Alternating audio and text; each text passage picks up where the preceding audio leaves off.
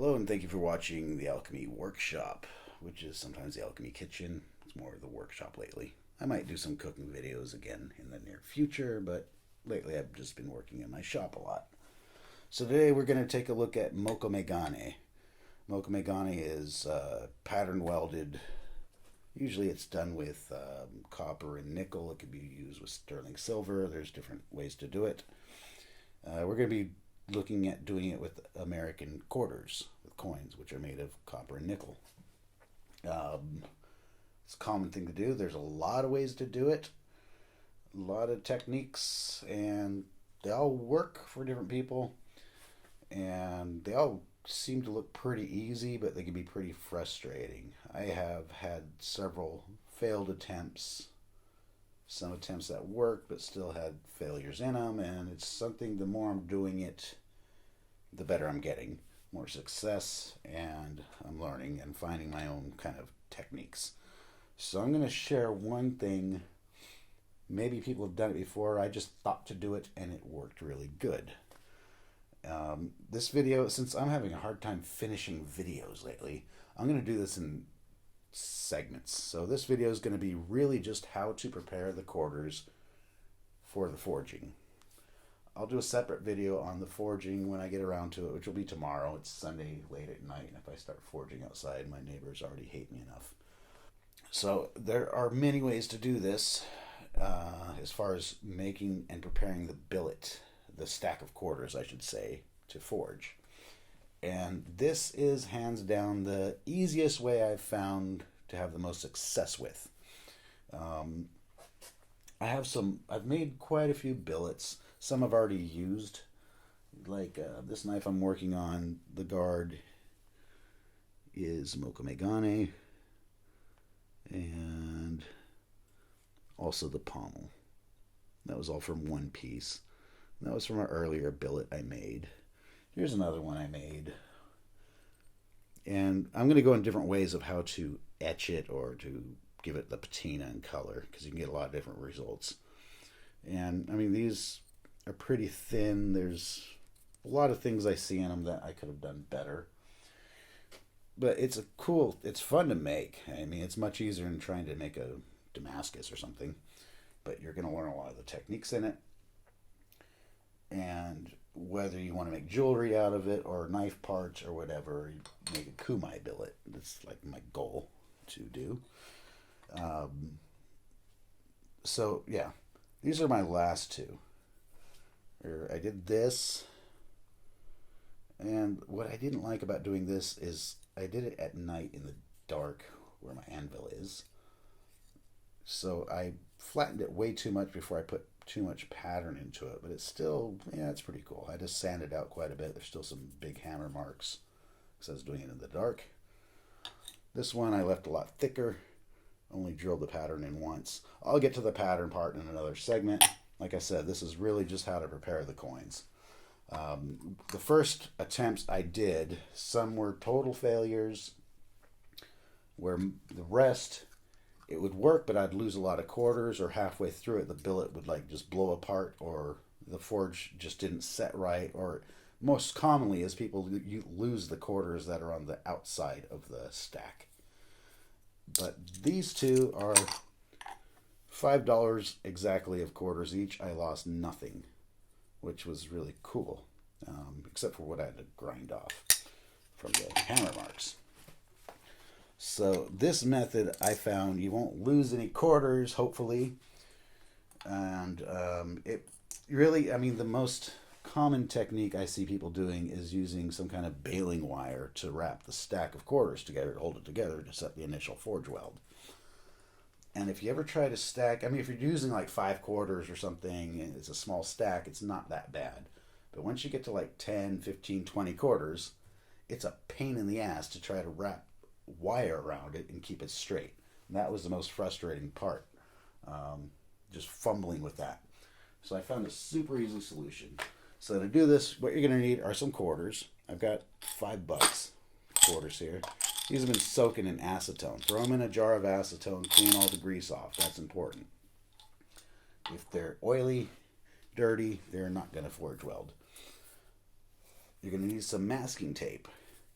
and some sort of baling wire. Be careful if you're using galvanized wire. If you heat that up and it gives fumes off, that is toxic. So I came across this by accident and it works perfect. And this is Kanthal wire. I had this from days when I was into vaping and making my own coils. I bought Kanthal wire. I think this is 10 gauge. Doesn't really matter as long as it's easy to bend and strong enough. This will, it doesn't throw off toxic fumes as far as I know. I used it for vaping. It withstands very high temperatures. It will not weld into the copper or nickel. So it works really great. But just, yeah, if you're going to use galvanized wire, I would just recommend not do it, or do it outside and stand really far from the forge. Wear a respirator, whatever. I don't play with galvanized stuff in a forge or welding. All right. Only other thing I would recommend is have a pair of rubber gloves, because you don't want to contaminate the quarters after you've cleaned them with your oily, greasy fingers. So we got I usually throw these in a jar, shake it up a bit, let them soak. These have been sitting here for a couple of days because I haven't gotten around to it since the last billet I made. Doesn't have to stay in that long, 5 minutes. And I'll just put them on a paper towel, piece of newspaper, something that's somewhat, that doesn't contaminate it again. Just give them a few seconds to dry out. And if you do screw up your quarters, sure. See, there's these look like just two welded together that fell off of a billet. Sure, I can grind those down, clean them up, and restack them. Here's one single one that fell off. But do you really feel like sanding down, cleaning quarters? That's a pain in the ass. Sure, you could super glue a piece of wood and hold it to a belt grinder. Really, though, I don't think I'll fuck with that. Unless I'm really just desperate for quarters. Alright, so make things easy, put a rubber glove on. I don't want to get the shit dirty that I just spent all this time cleaning. So I'll get all my quarters out. This should be $5. It might be a little bit more. And I would recommend, if you're first starting, don't go crazy and use 20 or 30 quarters. Try like 10. I'm trying to make this as easy as possible, so you have no failure in it, but it does happen. There's a few things you're going to have to learn by experience. You'll just make it a little bit easier on yourself to not make the stack so high. But I'm going to use all the quarters I have here. That one looks filthy still. I'm going to put that one on the outside. Let's see if I can rub that grime off. So yeah, it won't go on the outside in case it doesn't. That's like super dirty. 1, 2, 3, 4, 5, 6, 7, 8, 9, 10, 11, 12, 13, 14, 15, 16, 17, 18. Huh. Alright, so 18 quarters. Acetone dries quick. And, oh, there was another quarter. I didn't count, so it's 20. That's where wearing two gloves makes it easier. And of course, when I'm doing this on the camera, I'm going to start doing stupid things. The masking tape. Use a nice thick masking tape. And the easiest way I found to do this, the quickest, easiest way that most people have access to, is I'm using my vise. I open it enough just so like a quarter will, kind of rest right here. And maybe a little bit more open so it just rests like easy. Nice piece of masking tape. Lay it sticky side up right there in between the vise jaws. I'm going to go ahead and put my other glove on so I don't contaminate the quarters. Stack them up.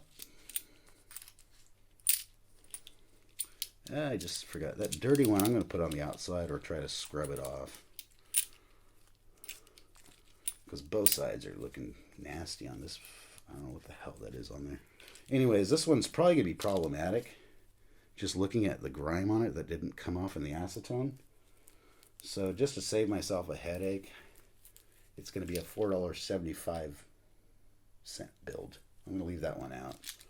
If it's on the outside, it's not going to hurt, but I want to try to just prove in this video you can do this without losing quarters.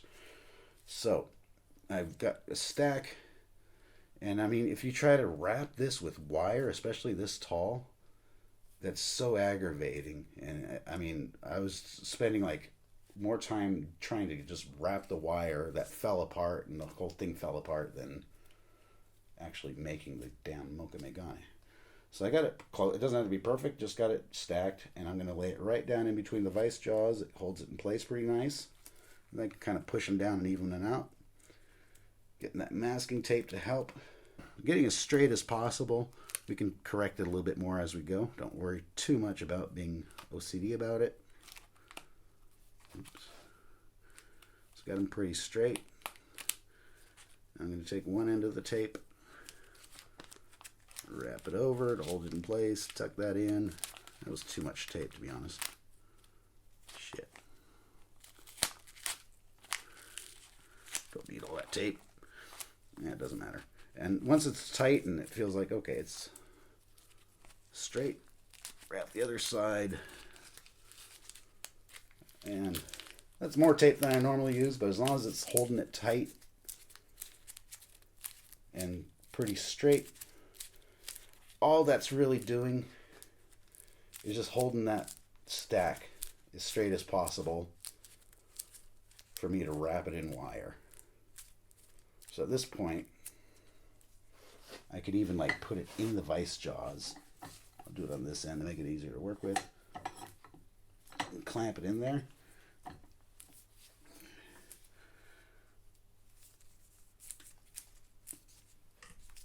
Now I can start wrapping my wire. This tape is going to burn off within seconds when you put it in the forge. So it doesn't do anything. It's on the outside, which does not affect the forge weld. Because I saw someone posting about this on a page just recently today. Their billet fell apart, and their problem was, I think, two things. They didn't get the heat high enough, and they hammered too hard at first. And those are a couple of details I will go over at the end of this video. I try to, because I want to, after I set the forge weld, I want to get this wire out of there. It's not going to weld in there. It's just going to make funky marks into the quarters.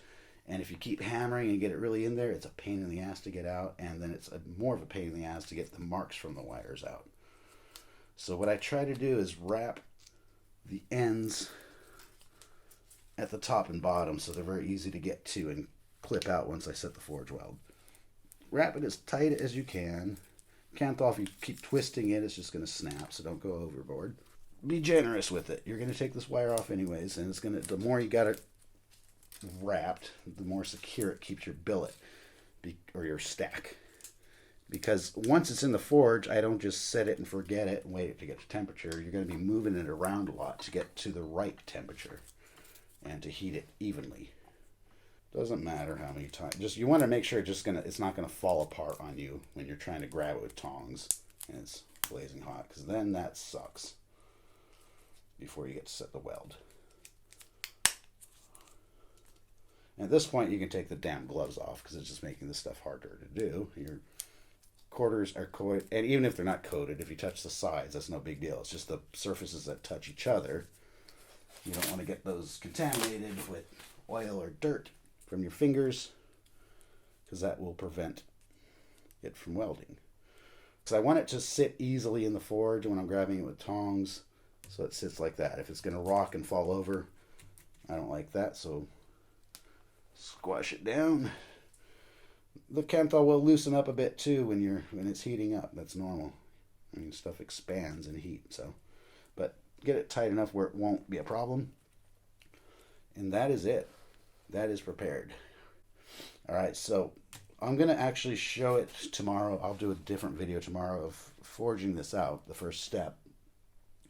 And probably a separate video after that on how to make like the patterns and stuff into it. But I'll give a few tips before finishing this video. A couple of the mistakes I made, and a lot of people do make, are two of the top ones. That is not getting it to the right temperature, and also to set the forge weld. You do not want to wail on it. You're actually like literally just tapping on it. Once I get it to temperature, I'm not going to take it and put it on my anvil and just whack it. I'm going to like a few solid, soft taps, and put it back in. Repeat. Take your time with it. It'll pay off. You will notice the sound changes once the forge weld sets. It's hard to notice, especially with the forge going like a propane forge, but there is a difference in the sound when you hit it. That's probably the hardest way to tell. All right.